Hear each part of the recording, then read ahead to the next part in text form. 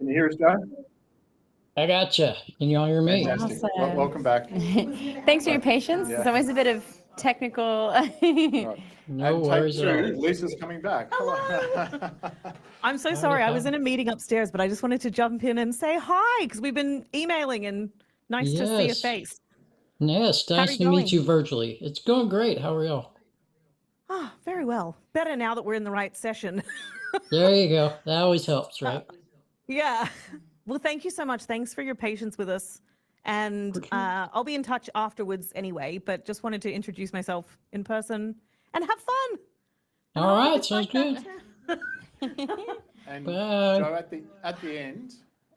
the end, we'll ask you to stay around for two things. One, the Riverside has to upload before we both exit it, but also we'll do one more question at the end because we're putting together a series on leadership. So I'll ask you the question, what's your biggest tip for leadership? And take 2 or 3 minutes if you want to unpack something there, and that will form part of another promo of some pretty big leaders around the world sharing their insights. So yeah, we'll be doing both of those two things at the end. Yeah. Sounds great. All right, so Brooke, how are we? Our mics are good, our positions are good. Yep. Testing. Right, can you get that teleprompter up too, please, Brooke? You right to go, Joe? I'm ready to rock. Fantastic. Awesome.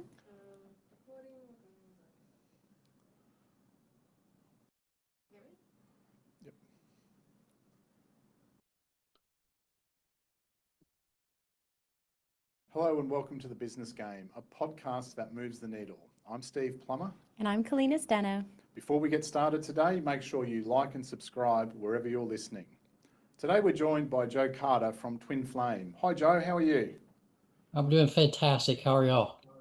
Yeah, really good, thank you. And thanks very much for joining us. Joe, kick us off. Tell us a little bit about you and about your business. For sure. Twinflame Group, we specialize in consulting small to medium-sized business who are ultimately looking to exit. At least in the United States, there is a plethora of small to medium-sized businesses with the owners or entrepreneurs that are aging and are looking for retirement options and may not be able to pass that on to the next generation as it has been in the past. And therefore, they're looking for exit opportunities, and we help them do just that.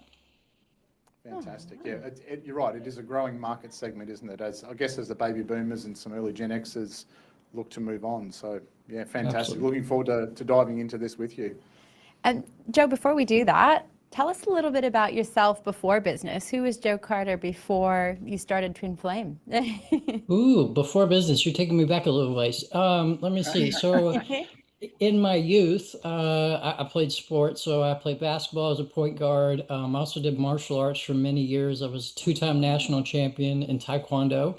Both those things kind of taught me a lot of stuff as in your formidable years, right? It taught me how to lead under pressure, make quick decisions, stay grounded in your values. The Taekwondo mantra, which I actually have in my office here, courtesy, integrity, perseverance, and indomitable spirit, it still shapes how I lead today. As you move forward in time a little bit, academically, I studied business management in my undergrad and then ultimately got my MBA in business analytics. My capstone project focused on the blue ocean theory, specifically how Tesla redefined the market, not by creating demand, by creating demand, not by chasing demand. And that ultimately shaped kind of how I help founders today. You don't win by competing harder, you win by becoming incomparable. So from there, I started a business, built it from scratch, wore every hat. When I sold, truthfully thought I did everything right. And then I met the buyer and found out a lot of stuff I wish I had known before that. And they didn't really care how hard I worked. They wanted to know, can the business run without you? Where are your systems documented? That kind of stuff. And it ultimately changed my perception of what business value is. And since then, I've sold multiple companies, 2 to 3 times industry averages in EBITDA. And ultimately, it's not from more hustle. It's just from designing transferability. So there's a very long time period there that I try to summarize for you as much as I could. Yeah, cool. All right, digging into that just a little bit, what are some of the biggest highlights so far? When I say that, what really sort of lands in your gut for you? For sure. So as I said, I've started and scaled, sold multiple businesses, both of those being 2 to 3 times the industry average in EBITDA. The most recent one was at 14.2x, which was 3.5 times the industry average at the time. And that kind of premium, just like I said, doesn't come from hustle. It comes from building value that a buyer will trust. I also am very privileged to have worked inside of private equity, specifically in due diligence, and did golly, over 400 different deals, totaling over $14 billion in business valuation. And all that stuff told me what will add a turn to EBITDA and what'll kill it. Ultimately, I take that, reverse engineer it, and understand missing processes, knock millions of dollars off the offer, while one very clean and tight system can add a turn overnight. So that's what I bring. It's a buyer's side lens to every client that I work with. I love that, a buyer's side lens. It's a very different lens to look through, isn't it? Yes, sir. Yeah. What do you think, what insights does that give the person who's selling? So it gives them the capability to see the exit before it occurs. I get asked the question pretty often, like, when is the best time to plan your exit? And I always give a very similar response. The best time was about 4 to 5 years ago. The second best time is today.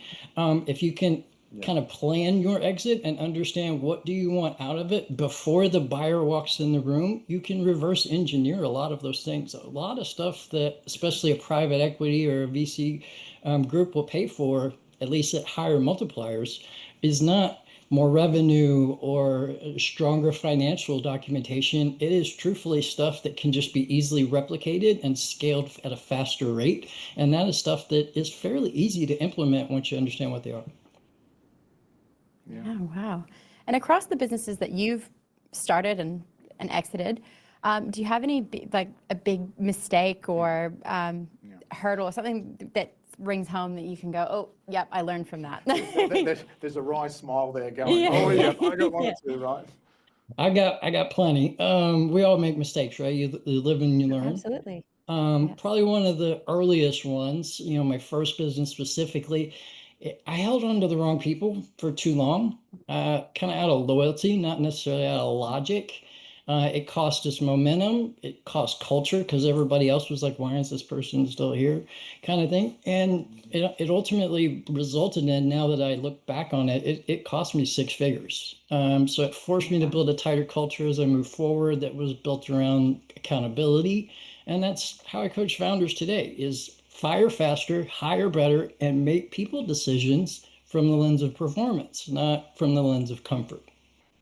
Ooh, yeah, I like that. Yeah. Right, Joe, you're an author.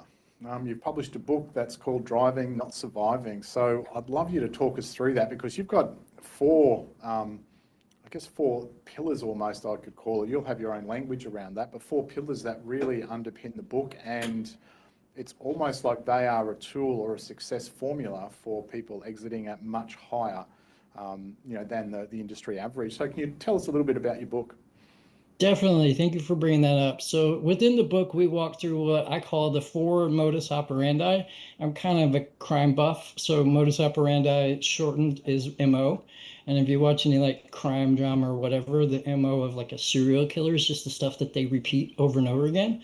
So applying that logic to businesses, what is the stuff that you can repeat that gives you results? So those things are, number 1, having clear goals. No fluff, just quantifiable targets that have a timeline built within them. The second one is measurable milestones, having weekly and monthly checkpoints with every key stakeholder in the business. The third is having specific actions. So what are the tasks that are assigned with a deadline and someone that owns them and is speaking up to them on number 4, which is weekly accountability. Having a consistent rhythm where everyone shows up to the room, says what they did last week, whether or not it moved the score, and what are they going to do this week? And having that kind of peer accountability built into a system, you repeat those things over and over again till they become your MO, and ultimately your business value dramatically increases. So that's just one of many parts of our strategic growth blueprint that we employ here at the Twinflame Group, helping founders identify their blue ocean lever that I mentioned earlier so that they have valuation ammo. Yeah, I've got a question, a follow-up question there with that. why do you think founders are, I don't know, missing or lacking some of those four pillars? What, you've worked with a lot of businesses. What is it that, there's a pattern there of it missing?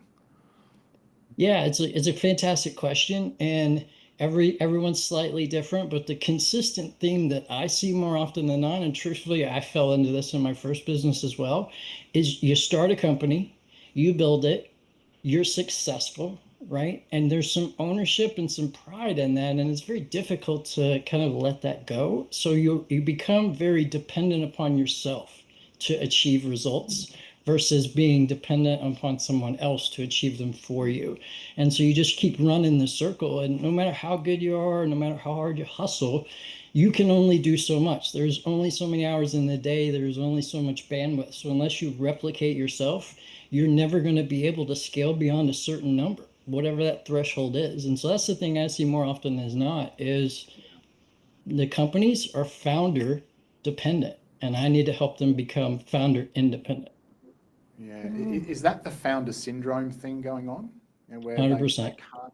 Yeah. So, interesting question about that. Why can't they let go to be able to replicate themselves? I mean, it's a good thing for you. It keeps you very well employed, right? But why can't they Very let true. go?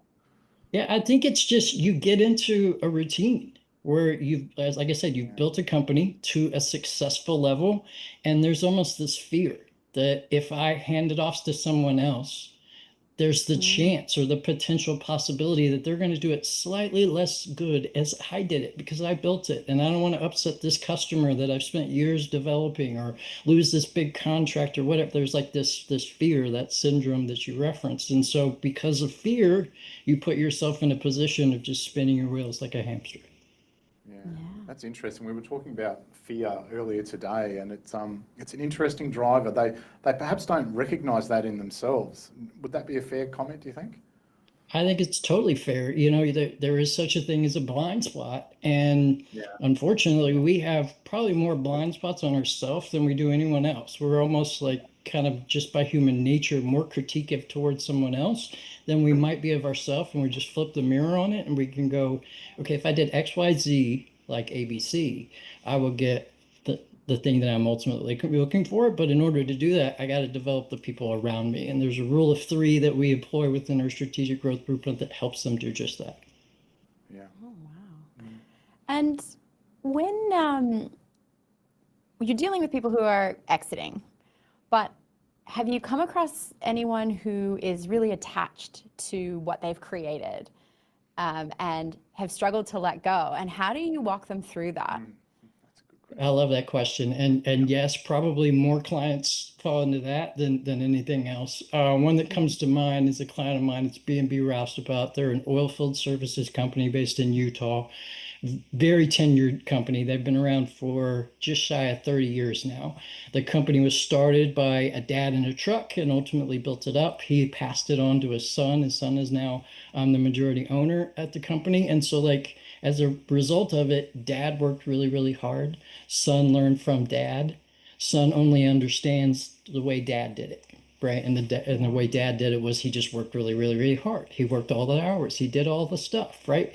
And so he was scared to let the company slip, but more importantly, he was kind of fearful of letting dad down, right? So kind of getting him past that threshold was somewhat of a challenge because there's some personal stake into that. But how do we do that? So we started by just taking a pen and a paper out and having him write down things that he did every single day and things he did every single week. And we did that for 2 consecutive weeks. And then we sat down with that list, which was quite long, to be honest. And we said, what is the stuff that you shouldn't be doing that's on this list? What could someone else do that you're currently having to do? Answer the phone, call a customer back, respond to this, do that, approve an invoice, whatever it may be that we can delegate to someone else. And then we picked one thing, we created an SOP around it, we assigned a stakeholder, we trained them on how to do it, we let them do it for a week, followed up to make sure they did it right, and then we moved on to the next thing within the list. And it's shocking how fast that occurs. But he went from working, no joke, about 85 hours a week to working less than 20. He took his first 3-week vacation, took his family to Disney that he had in like over 20 years. He had never taken a vacation. While he was gone, they landed a $3.5 million contract because of someone else that he handed off the capability to estimate and complete a project. Wow, that's awesome. Just goes to show. Yeah. And with that, have you ever had a business that you exited that you found a little challenging to let go of? Just that you had to take a little bit more time on? Because you put a lot Yeah. of effort into growing those things, so it's hard not to attach sometimes. 100%. I really think my first business probably falls into that more than anything else. That was the one that I created thinking it was going to be the forever job. This is going to be the thing I do until I retire, or I'm going to pass it on to my children. It's going to be my legacy kind of stuff. And so from day one, I built it with that end in mind, not with the exit end in mind. And as a result, as we got to a place where the industry started to shift, and we also had a buyer walking to us with a fairly good offer, is when I went, oh, crap, I need to like kind of think about how to do this. And so it was very difficult to do because truthfully, there wasn't a ton of systemization built in that. I was the system. Everything ran through me. I did the hiring, I did the training, I did the invoicing, I did the follow up with all of our vendors, like all of that stuff. It all fell on me. So I didn't have a lot of that kind of stuff systemized, and I had to rush it at the end to get it ready to sell. And as a result, like truthfully, I got way less than I probably should have gotten and during that exit. But understandably so, because the buyer didn't have the confidence that these systems that you just created in the last 90 days are going to be sustainable, because Joe did it for the previous 5 years and now somebody else suddenly is doing it. There's no track record of success. So it was very difficult to let go because I honestly did want to pass it on to my children, but I also learned a lot of stuff that I was able to apply to every business thereafter. Yeah, Joe, earlier on you mentioned that the best time to plan your exit is 4 or 5 years ago. What is it that stops founders doing that? I mean, I know we've mentioned a bit about not wanting to let go, but is there something else? We know we're going to get out at some point, right? Because all of us have a shelf life. That's just human nature. Why aren't we thinking more of, well, you know, I'm now X age, I want to be out in X, Y, Z years. I need to start planning now. What stops that happening? A lot of it is just not understanding where to start. And so you also kind of fall into that same old routine of I still got a business to run and I'm not real sure how to plan for my exit. So you're kind of in this weird like limbo stage where I still have to take care of all of this, but I need to figure out this.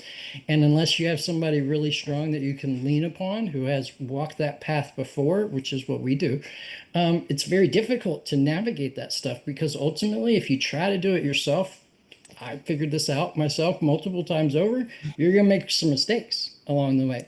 But if you have a strategic advisor that's guiding you, saying, here's where you're at today, here's where the industry said you should be at, and here's what I believe you could get by either a PE or a VC firm. The gap between those two things, we call that the valuation gap. Whatever the difference is between those two numbers, we backwards plan that and say, in order to get from 3.4 to 7.2, we need to do these 12 things, and we need to do them in the next 90 days. What's the first thing that we're going to do? How fast do we need to do it? And we move on to the next one. And we just scale it. And having that capability, at least from my perspective, of working inside PE, working on due diligence, I understand what those things are. At least the PE firm that I work for, there's 487 different things that we looked at when we evaluated a company. And because I did it so much, I know exactly what those 487 things are. So I can apply that to your business or anyone else's business and say, out of 487, here's the 60 something that you have that's not dialed in. Not all of them you're going to be able to fix in 90 days or 6 months or a year or however long it is until you want to exit. But what are the things that we can do? And what, more importantly, what are the things that are going to give you the biggest return? If we're going to have to invest some time, effort, and energy in either training someone or building a system or outsourcing something, are you going to get that back and then some? Because if not, then leave it alone and let the PE firm figure it out. But if it's something that you can employ today by training someone, building a system, etc., and you're going to 2 to 3 times your money in 90 days or 6 months or something to that effect, then it's worth it. But if you're only going to break even on that, then move it to the side and let the buyer figure that piece out. So we help you navigate what are those things that you can employ that are going to give you the biggest return. Yeah. Can we just dive into that a little bit more? You mentioned a client you were working with before, and I'd love another example, because you talk specifically about moving founders from a founder-led system to a system-led system. Can you walk us through another real example of where basically you replaced a founder's dependency with the system, and what was the measurable result for that? Yeah, definitely. So a different client of mine, it was in a franchise space, which you would almost think makes it better, at least from most people's perception, is a franchise system already has systems, right? Like they already have that stuff. Well, in truth, they have some, but they don't have everything. They do not have 487 things handed to you. They have some playbooks, but they don't have them all. So in this particular example, I don't think I can say the franchise name specifically, so I'm just going to kind of generalize it. It was a dentist repair company. So whenever a dentist, like hardware, drills, etc., like break down, this company would repair those things at a less cost than having the dentist replace it. So that's their product or their service that they provided. Was doing very well. It was a owner that had been doing it for around 11 years, very successful, grown, bought multiple markets, etc., but was getting a little bit older and wanted to retire, but didn't know how. And he's also in a franchise system, which restricts you to a degree into what you can do in order to exit, because the franchisor can decide whether or not you can sell and who you can sell to. So having worked in the franchise space, understanding what an FDD says legally and not legally, having attorneys that we can pull into that conversation, we were able to reverse engineer the things that were necessary for that individual to be able to find the right buyer that the franchisor would accept and the buyer that would ultimately pay them more. So based on our valuation, had he sold the first day that we met him, he would have sold for about 4.5x EBITDA. When we worked with him, after it was just shy of 6 months, I think it was like 5 months and 2 weeks or something to that effect, he was able to sell at 9x EBITDA because we found the right buyer and we were able to implement a lot of systems in that time period that the buyer ultimately paid for. Yeah. Wow. Is that kind of a thanks, Joe? I appreciate your work kind of moment for them. That must feel really good for you, seeing someone walk away with that's a massive difference. It absolutely is. Like it was north of $2 million difference that he got in about a 6-month timeline. So I mean that's what I do. That's Yeah. Oh, but ultimately the why is what I really enjoy. Like I love helping other people achieve success by doing things that I wish I would have been taught when I was younger. The mistakes that I made, if someone would have just pulled me aside and said, do this, this, and this, and you won't have to worry about it later, like I would have done it, but nobody was there to teach me that. And if I can do that and I get that aha moment with the client, like that jazzes me up. And I look at it as that's my passion. And if you're passionate about work, it's no longer work, it's fun. I don't work a day in my life. I do what I'm passionate about every single day. Yeah. Hopefully you also got a nice bottle of wine or thank you or something like that from that particular client. Oh yeah. Oh yeah. He took care of me, yes. Yeah, Oh, yeah, lovely. good. Awesome.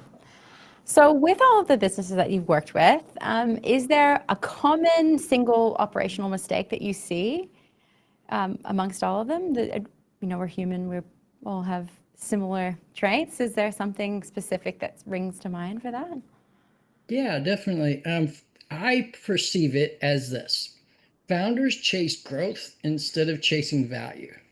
Like they think revenue or sales equals a better business. And to a degree, that's true, but to a degree, it's not true. Because if you're trying to exit, the buyer cares about sales, but they only care about it if it's recurring. If it's a one-off transaction, like it's minute at that point. A PE firm doesn't care unless it's recurring. So they're not going to pay for hustle, you running around trying to land one-off deals. They're going to pay for systemization that generates recurring revenue and reduces owner dependency. So that's the mistake that I see more often than not. They run very hard, they hustle very, very hard, and they achieve success, or they wouldn't even be thinking about exiting. So that they perceive sales equals better business, but truthfully, it's not. So helping founders kind of differentiate that is some of the kind of like that first 2 weeks to a month that I work with them is to understand that where are you at? More often than not, they're in like a red ocean versus a blue ocean. And so they're fighting their competitors on price or speed or whatever. And that's not what a buyer cares about. So I help them to figure out what are the category creators, the stuff that they can carve out that is their own lane, that there is no competition. So they can create that moat, not more marketing. So ultimately being able to do that, get them out of their red ocean, get them into their blue one, so that they can then create frameworks that a buyer doesn't have to create. They can just replicate and they'll ultimately pay for more. Yeah. And with that, what do you think leads a lot of founders to making that sort of mistake? Do you think it's an external, like this need to be seen as making money and not like this, and that's sort of the branding around entrepreneurship is hustle, hustle, and that's all you have to do? Or Yeah, what do you, I do think that's a degree of it. Yeah, I mean, for the most part, hustle does, if you do it right, like hustle will generate results, especially early on in a business. Like you have to hustle when you are first starting a business, but after you get to a certain degree, hustle, and if you're the only one doing it, isn't replicatable. And so just kind of changing that perception is something that can be challenging for an owner, especially if they've been in their particular business for longer than a few years. They likely just think that hustle equals value because they see the sale, they see it show up in their bank account, and they like that and it feels good. So they want to repeat it. Without understanding that if you could just like teach two people to do what you just did, you're going to double that feeling. And then you teach those two people to teach two more people. And then it replicates and it cascades from there. But until you start it, you can't ever get to the place in which there's 16 people doing what you did 6 months ago. yeah. I love that hustle, that phrase you use, hustle equals value, right? Like that's, if I'm grinding, I'm working hard and I'm pushing it and I'm crushing it, man, I'm valuable and I've got a really valuable business. When you work with some founders like that, do you get pushback on that as in, well, almost, well, how dare you? Is there I've got a successful business, I'm doing well. How does that dynamic play out? That's a great question. And truthfully, I get pushback more often than I don't in that world because they perceive it, right? So I have to change their perception. And sometimes that's a difficult conversation to say, like, I know you're great. You are the best salesperson in your company. Congratulations. What happens when you leave? Yeah. I don't know. Well, that's exactly what the buyer thinks. The buyer isn't paying to buy you, they're paying to buy the business. So if you're the best salesperson in the company, like we have a problem. We need to figure this problem out. If you're the person that the customer calls every single time there's a problem, that is a problem. How do we get someone else to be the person that they trust and they value and they want to reach out to? What are the things that we need to put in place today where you don't have to be there? And their business not only still functions, but it thrives without you. When you get to that place, that's when PE, VC firms will come banging on your door, begging to buy your business. Yeah. I guess it's almost the pain of disconnect to extract the business or the founder rather out of those processes. Yeah. 100%. Yeah, Joe, you mentioned before frameworks, and can we delve into that a little bit now? You do the due diligence across lots and lots of deals that lead to exit. So can you talk us through the part that those frameworks play in that whole process? 100%. So when we evaluate a company, we really evaluate it starting with those 487 things that I referenced earlier, but we really bucketize them and we get them down as fast as we can to a manageable amount. And more often than not, they kind of fall into three categories. The first is recurring revenue. Revenue's great, but not all revenue is equal. Only recurring revenue really counts to a buyer. Like if you have whatever, $10 million in sales last year, but only $2 million of it is recurring on an annualized basis, that means you only are achieving 20% of what you really could be. So understanding a recurring revenue model, which is different within every industry, but that's how you move from red ocean to blue ocean, is creating a time period and a paradox in which that change can occur. The second is owner independence. I know I've touched on that a couple of times, but how do we get you to stop being the hero in the company and have someone else be the hero? And how do we get that person to create the next hero and create the next hero? So having owner independence, because ultimately, if I want to buy your business, I want to buy your business. I don't want to buy you. I don't want to buy your Rolodex. I don't want to buy your personality. I don't want to buy your Facebook account. I want to buy your business. How do I get that without you? And once we get there, people are going to pay more. And the last one is documented systems, because if I'm a PE firm, having done this multiple times over, and VC thinks very, very similarly, is if I buy your company, I'm not just buying it because I want wherever you're at doing whatever you do. It's because I want to make 10 more of you. And in order to make 10 more of you, I need to have your systems that I can go plug and play in multiple markets as fast as possible.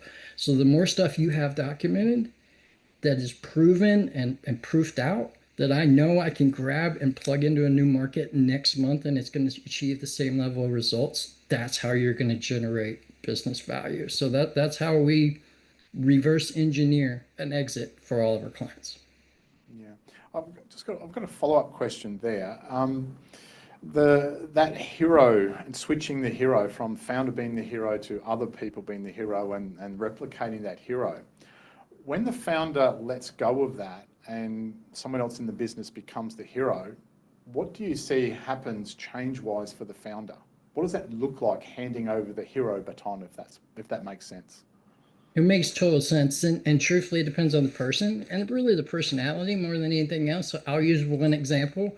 Most recently, we did just that, and we were able to kind of get past that threshold where the owner previously was the person landing all the deals, dealing with all the customer complaints. We finally got someone else doing that. They landed this really, really massive deal.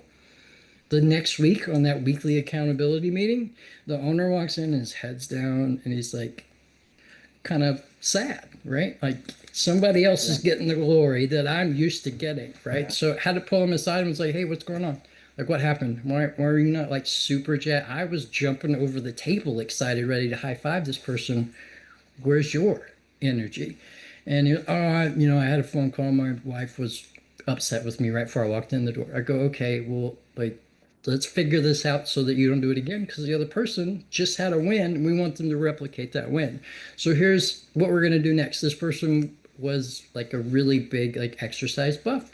So I said, what's your workout music? And he pulled it up on his phone on Spotify and played it and said, that's fantastic. Here's what I want you to do. Put your earphones in 30 seconds before you walk in next week's meeting. I want you to play your workout music and then walk in the room.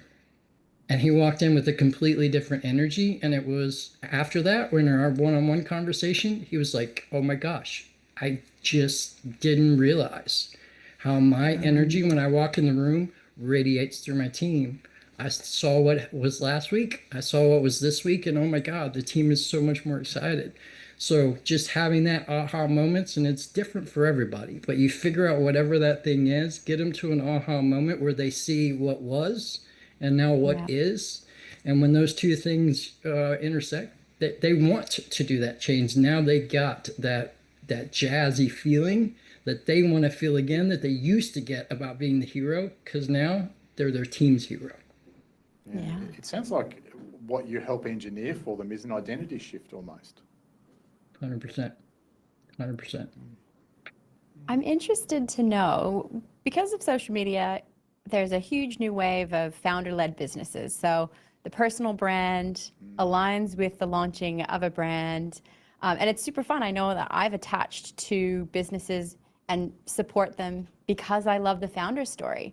How does someone like that, who's attached so significantly, like because I support, the founder, and that's why that business gets my money, when they go to exit, how do you guide them through that? Because and especially who's going to buy, like, is the value less because the face is removed? Is there a process there?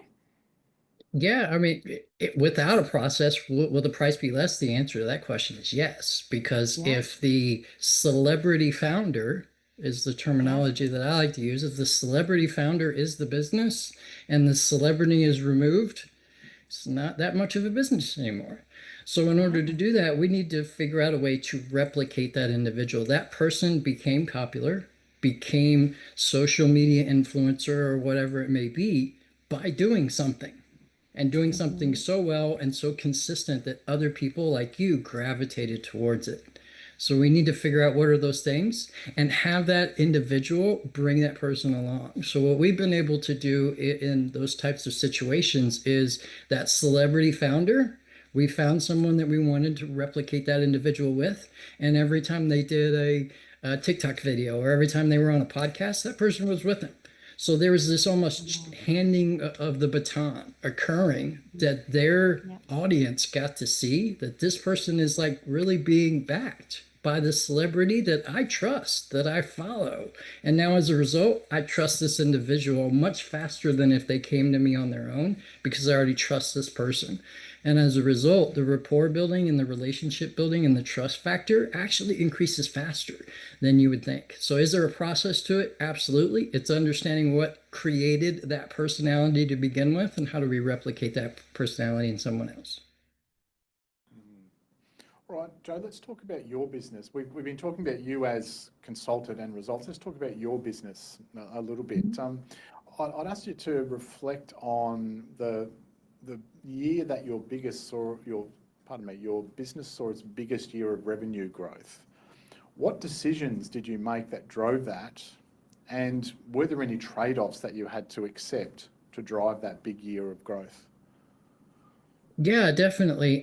So, a couple of years ago, we were doing a significant amount of kind of one-on-one career coaching or leadership coaching, as I would call it. And what I ultimately found was while I was helping one person, I was not helping the business as well as I could.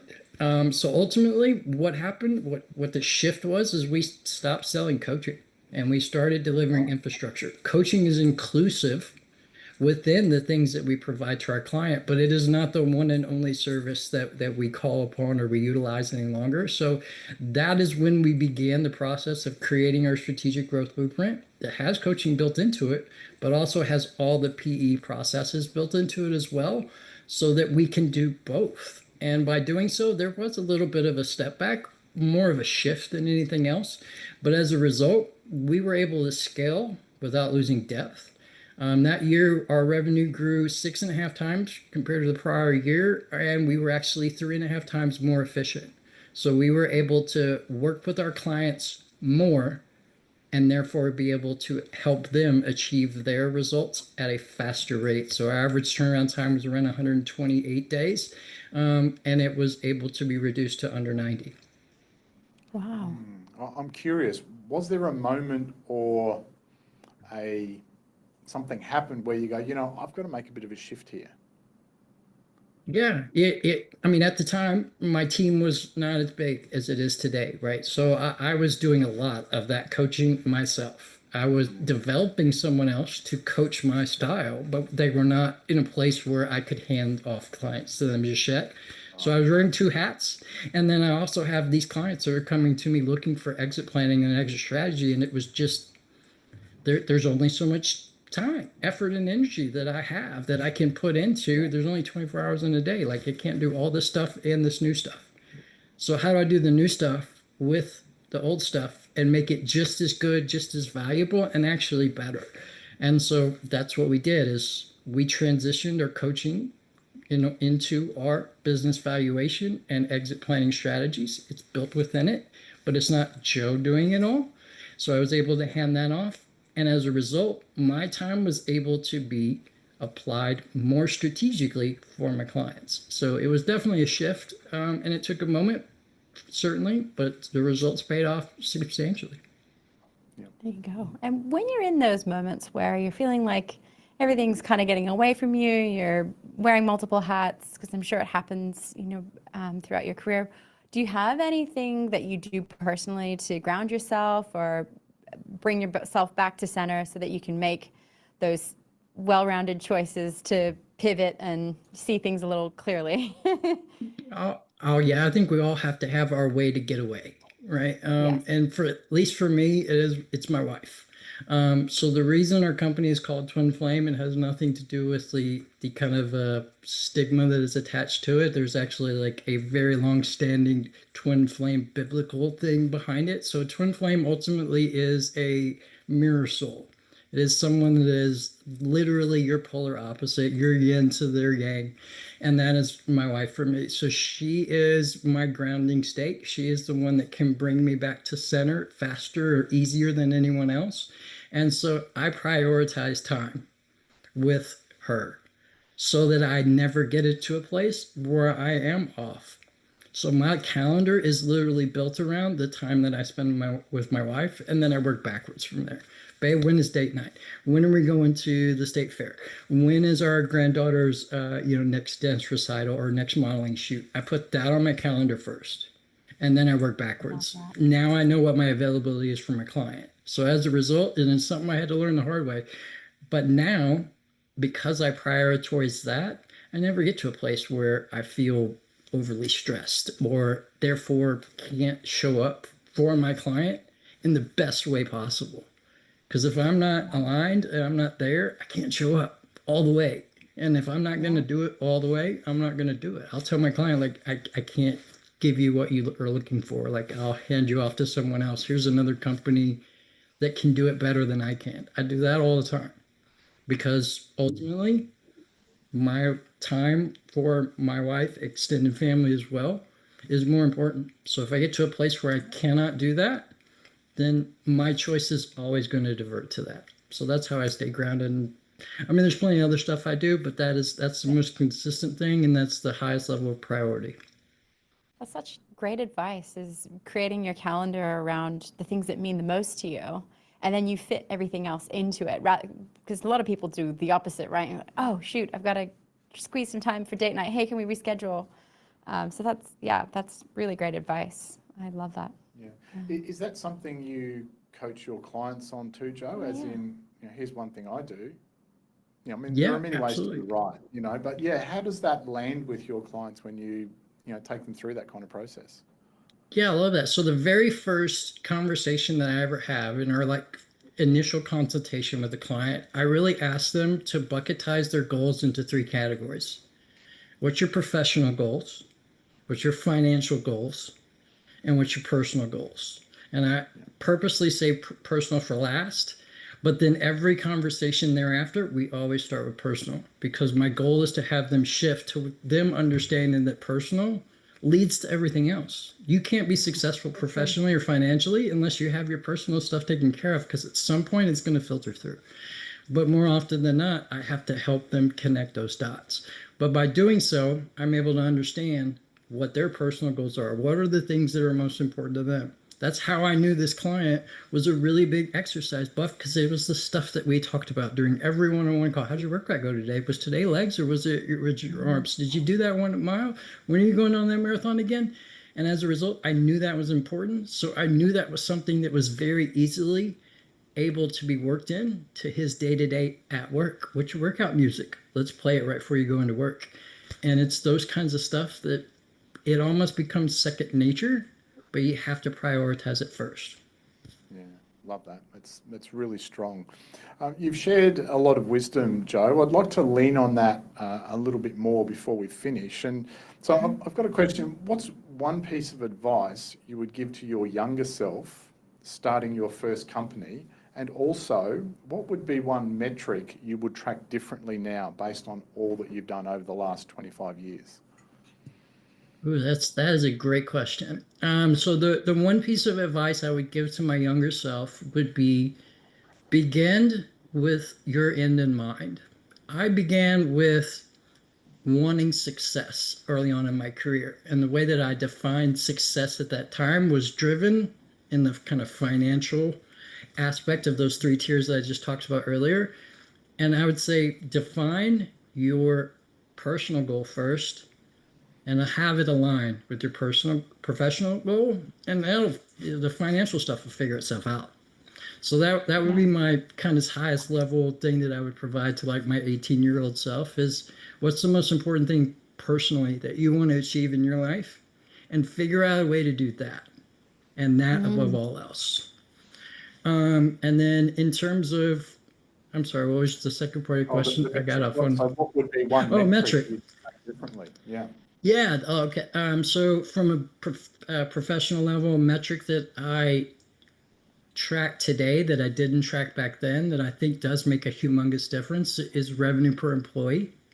So the ability to track what sales generation occurs for every team member that you have is a fantastic metric that can be applied to any industry, any company size whatsoever. You can look back at your track history and understand last year I was at $105 per employee and now I'm at 121. That's great. But there's such thing as too high and there's such thing as too low. At some point, you're going to get to a place where you need to hire more people. But more often than not, we think we need more people before we really need people. And so having a metric that allows you the ability to track that, do you understand when you need to hire? And also when you maybe need to back off and start some performance management coaching because maybe you've overhired and you've overcorrected or you lost a big recurring contract.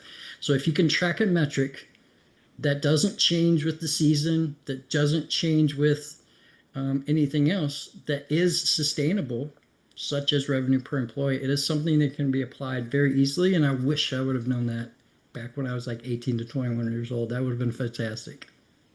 Yeah. I do love that. Decide your personal goals and then make work, work Yeah. around that, because you're dead right. I reckon 95% of the population does it the other way around. Yes. And all that's left after work, everything else gets fitted into that tiny part of the day, the year, the month, and so forth. So I really love that piece of advice, Joe. Yeah, it's a really great foundational piece for Yeah. success. And yeah, you. Thank you. So you obviously learn a lot from the people that you work with and from all the work that you've done so far with your own businesses. But is there anywhere else that you go to consume that learning material? Is there a particular book? Yeah, or- I'm a huge proponent of leadership and development books. I read on average one book a week. So currently I'm reading the 10X Rule by Grant Cardone. Next week I'll be on a different one, right? So I am constantly looking for a way to influx myself with outside sources and influence of knowledge, because if I only know what I know today, tomorrow, I consider today a failure.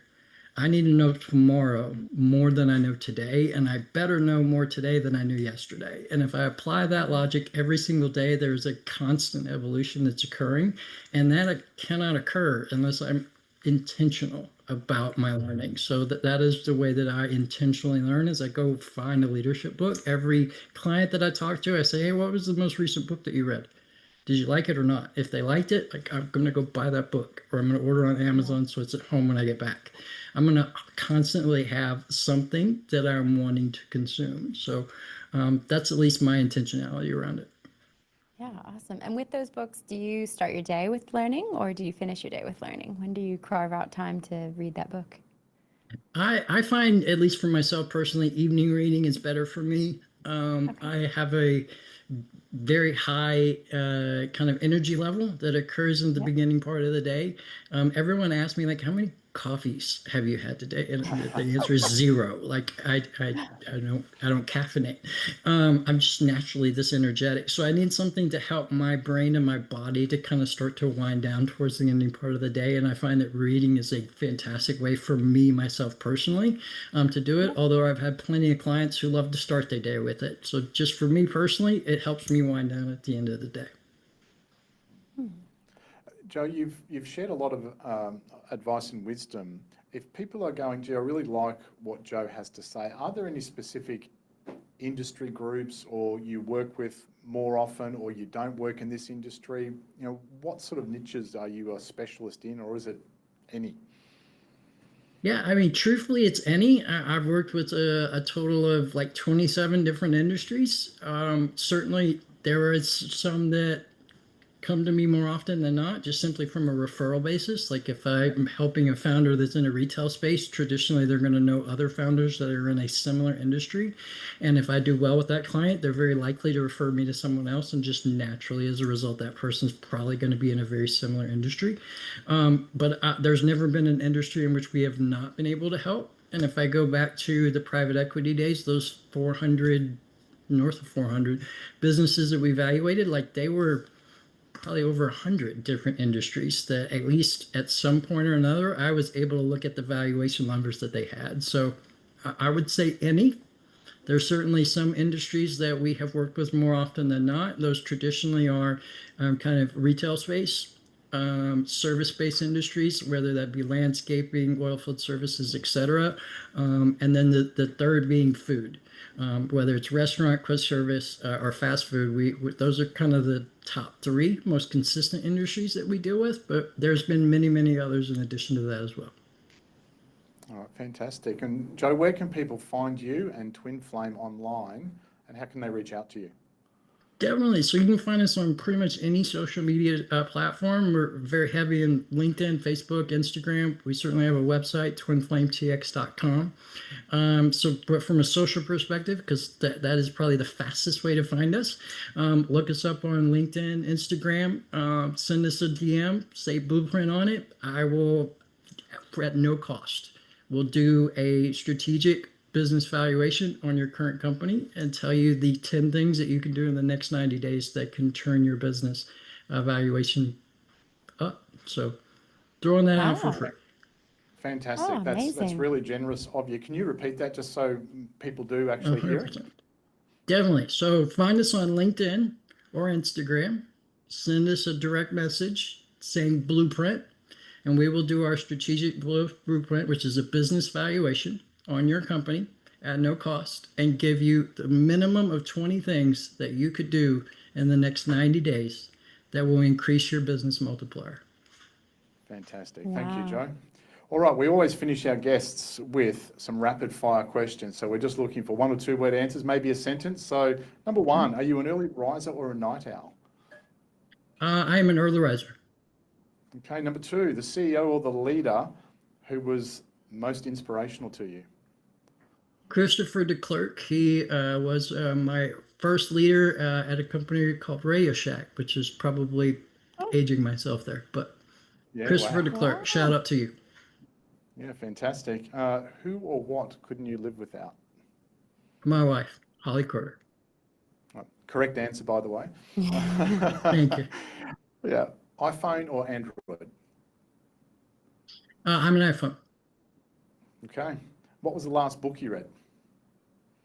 So current book is being read is the 10X Rule, and the most recent book that I read was Driving Not Surviving, which is my inspiration for the 4 modus operandi. Fantastic. All right, on that note, thank you so much for your time today, Joe. It's been an absolute pleasure. The wisdom you've shared, the free offer at the end, much appreciated. Thanks very much, and we'll see you next time. Thank you. I appreciate you having me on. Thanks, Joe. All right, so we'll do the leadership one now, Joe, if that's all right. All right, Absolutely, so let's do it. Yeah, all right. All right, so Joe, what's your biggest tip for leadership? Biggest tip for leadership would be to lead from a place of clarity, not from a place of charisma. Charisma can inspire people, but clarity will align them. If your team doesn't know the score, the plan, and what their role is in winning the game, you are not leading. You are just motivating. So lead with clarity, not with charisma. Wow. For those listening who might have a little bit of, what does that really mean? What does charisma look like versus clarity? What would be some tells, if you like? Charisma would be simply a feeling. Clarity would be something that is tangible. So if on your most recent management or leadership meeting that you had with your team, if 24 hours later you polled the team separately, what was the 3 most important things about that meeting, and not every single person says the exact same 3 things, then you are leading from a place of charisma, not from a place of clarity. Wow. And do you have a moment for you in your space of leadership that you're really proud of?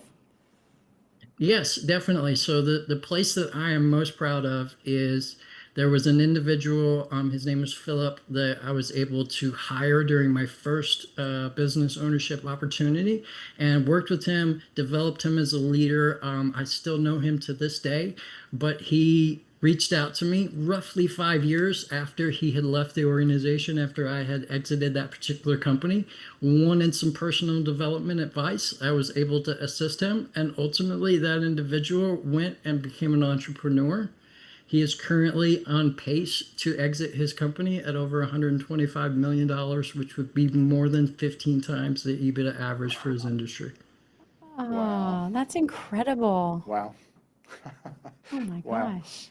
Nice bottle of wine coming your way, Joe, right again. Or nicer Yes. bottle of wine coming your way. Cigar and a bourbon on him sometime in the very near future. Yeah, absolutely. Yeah. Oh, wow. All right, Joe, thank you very much. You've been very generous with your time and sharing your wisdom. Yeah, thank you is what I've got to say. Yeah, thanks so much. I've learned, yeah, a lot. Yeah. Oh, absolutely. Thank y'all. All righty, so this will need to upload to, Oh, it's look already at you. uploaded. So Dang, that efficient. was fast. Wow. Wow. Look at y'all. Wow. I need y'all's internet. Apparently y'all's is faster than mine if it goes like that. We've been waiting 20 minutes during today for it to upload. So something's happened. Either things are great in Dallas, or we've had some kind of thing happen here today. It's just that's working in the with you, ether. Joe. Yeah, it's your charisma Yay. and your leadership have made it come. I love that answer. I think by we the way. got clarity happening. We got internet Yes, clarity it's the that clarity, occurred. yes. Yeah, I There love you that go. answer. We haven't heard that before. You know, the charisma, not charisma, but clarity. But clarity, right? I think that's so important. Oh, And yeah. I think communication is such a lost art. We get so caught up in trying to sound big instead of just getting really clear and to the point. Yeah. 100%. Yeah. Yeah. All right, so Brooke, are we all right to go, are we? Amazing. Fantastic. Thanks Wonderful, so Joe. much. Thank you so All right. much. So nice to meet you. All Thank the y'all. best. Appreciate y'all so much. Thank you again. Thanks, Joe. See ya. Bye, y'all. Yeah, bye.